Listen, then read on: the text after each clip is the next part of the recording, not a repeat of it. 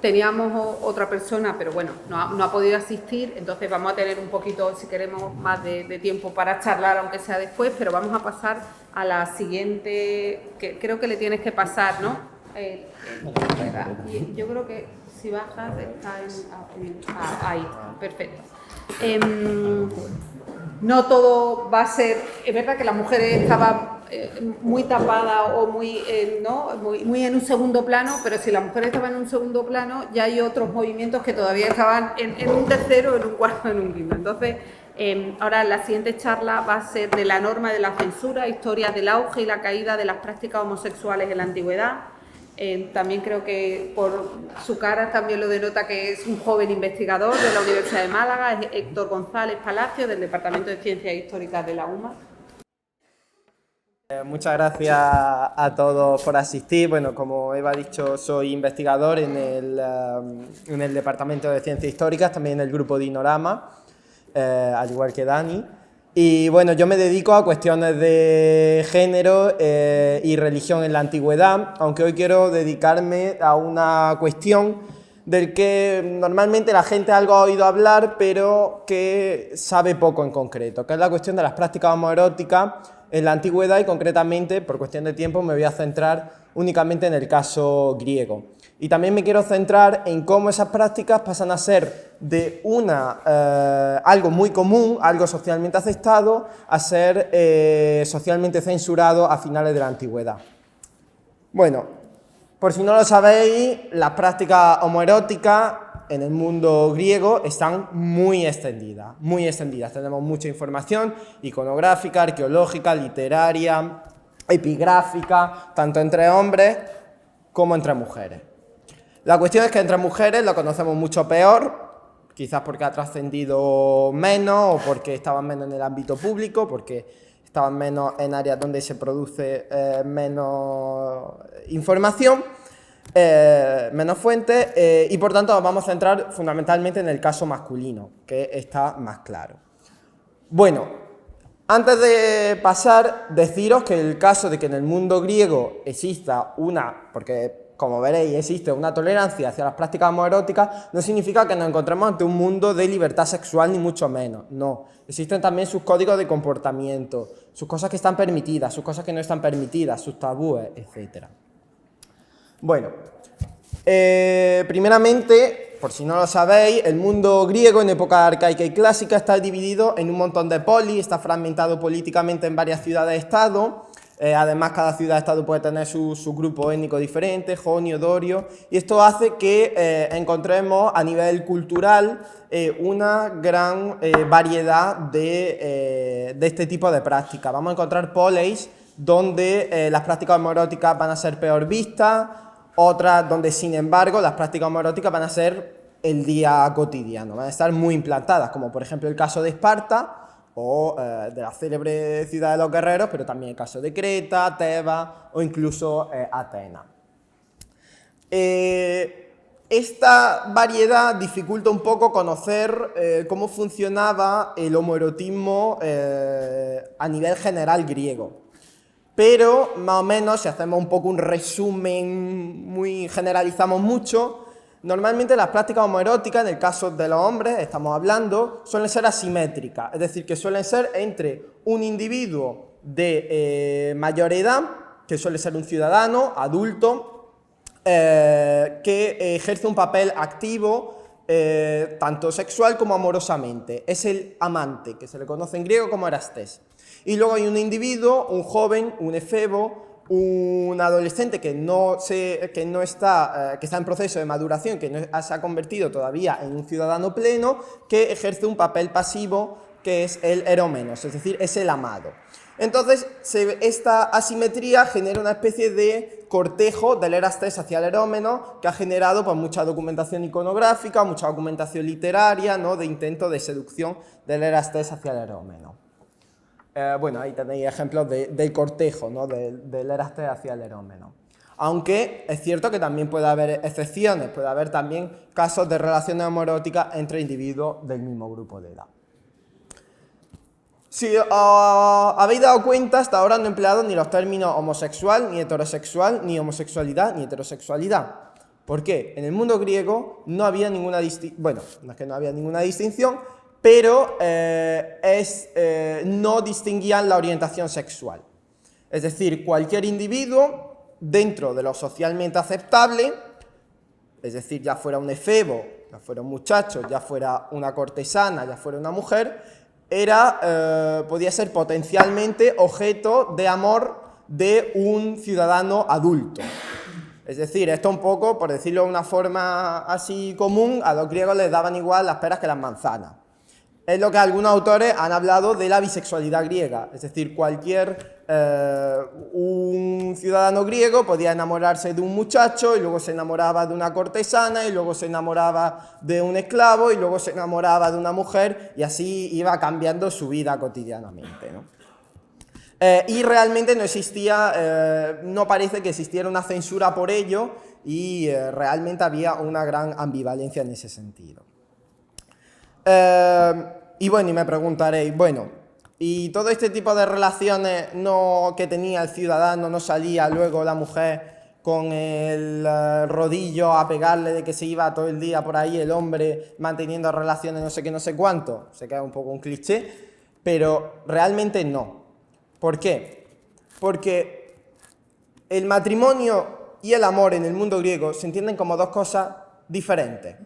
Es decir, una cosa es el campo del amor, es ese campo del ciudadano que va a seducir efebos, que va a seducir cortesanas, que va a seducir prostitutas, que va a seducir esclavos, y otra cosa es el matrimonio. La función del matrimonio en el mundo griego es fundamentalmente la procreación de hijos legítimos, es decir, la filiación. Y el amor no se entiende como una parte del matrimonio, es decir, la institución matrimonial no se entiende como que tiene que estar unido por amor. Puede que haya matrimonios que estén unidos por amor, pero no es la norma. La importancia es sobre todo tener hijos legítimos. Eso hace que los divorcios sean comunes, las segundas nupcias sean comunes después de enviudar, etc. ¿Qué ocurre? ¿Y por qué esto cambia? Bueno, esa es la tónica general que nos encontramos en la Grecia arcaica, en la Grecia clásica, en la Grecia helenística, hasta la conquista romana, ¿de acuerdo? Que se produce ya en el siglo I. Durante la época imperial romana, es decir, durante el Imperio Romano, la época en la que Roma ha conquistado todo el Mediterráneo, hay una especie de cambios morales que vienen de la mano de una serie de cambios sociales, económicos, políticos, culturales, que hacen que las viejas funciones del matrimonio, la vieja función que tenía el matrimonio, que es dar hijos legítimos, empiece a perder importancia. Y por decirlo de alguna forma, el matrimonio empieza a fagocitar las funciones amorosas. Y empieza a surgir una nueva moral matrimonial que está basada en el amor y que dice: los cónyuges tienen que estar unidos por amor, los cónyuges no se pueden divorciar, los cónyuges no deben volverse a casar una vez han enviudado y los cónyuges no deben tener relaciones sexuales fuera del matrimonio. ¿Qué ocurre? Pues que de repente empieza a censurarse todo este tipo de prácticas, estas prácticas de mantener relaciones con prostitutas, de mantener relaciones con cortesanas y de mantener relaciones con efebos. Y el homoerotismo empieza a ser cada vez peor visto. No es una cosa, esto es una tendencia general que viene también de la mano de filosofías como el estoicismo, pero que el cristianismo toma y hace suyo, ¿no? Y además le da un cierto componente sacro. De forma que cuando el cristianismo se empieza a propagar y se convierte en la religión finalmente oficial del imperio, primero tolerada y luego finalmente la religión oficial del imperio, es la tónica que se impone, es decir, la cuestión de la fidelidad matrimonial, del amor dentro de la pareja y la censura de todo este tipo de prácticas homoeróticas. Eso es todo lo que tenía que decir. Y muchas gracias por haberme escuchado y espero que hayáis aprendido algo más. Pues me ha parecido muy interesante todo lo que hemos escuchado. ¿Alguna pregunta? ¿Alguien?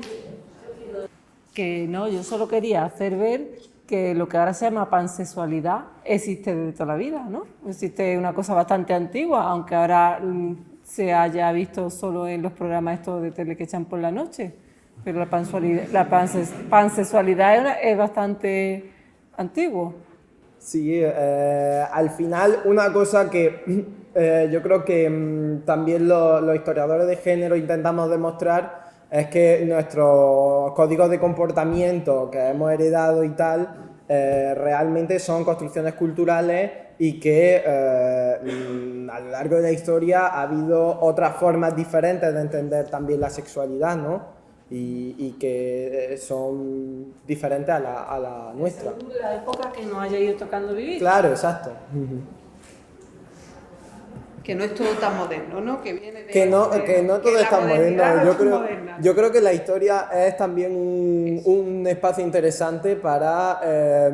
esto también es una tendencia interesante en algunos historiadores de la antigüedad, que puede servir la antigüedad como foco de inspiración para problemas del presente. Es decir, es que muchos problemas o desafíos, o retos, o cuestiones que hoy no hemos planteado, no es que exista la fórmula tal cual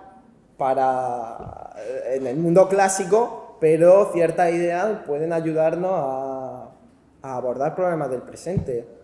Pues cosas sobre la democracia, cosas sobre las migraciones, cuestiones sobre la sexualidad. O sea, es un...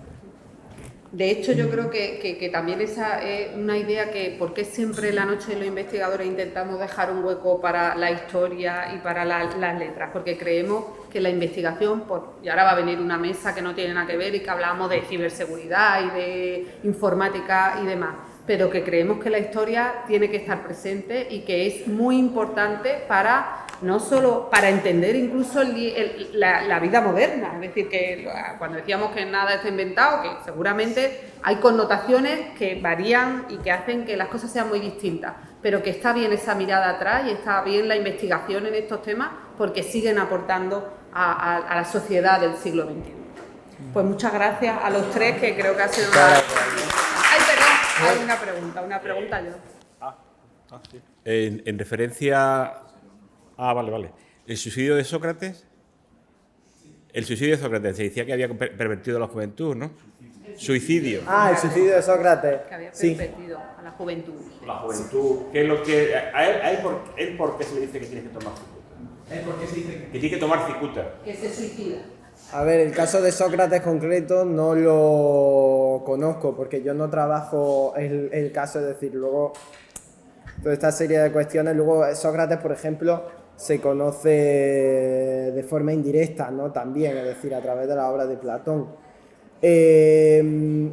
Yo creo que cuando se habla de la perversión que hace Sócrates de la juventud, no se habla tanto en términos de nivel sexual como a nivel de pensamiento, ¿no? Claro, y a nivel político. Realmente las prácticas homoeróticas, en el caso de Atenas, están muy ampliamente difundidas. Es cierto que hay un poco de debate también sobre, por ejemplo, hasta qué punto determinados autores como Aristófanes, que hacen un poco burla también de ese tipo de prácticas, censuran o no, pero parece en general a nivel global. El caso de Atenas está muy implantado y está bastante normalizado y sobre todo entre la aristocracia, a la que pertenece Sócrates y a la que pertenece también buena parte de la élite ateniense democrática, ¿no? Aclarado. Pues muchas gracias. Vamos a pasar, ¿vale? Por compartir con nosotros.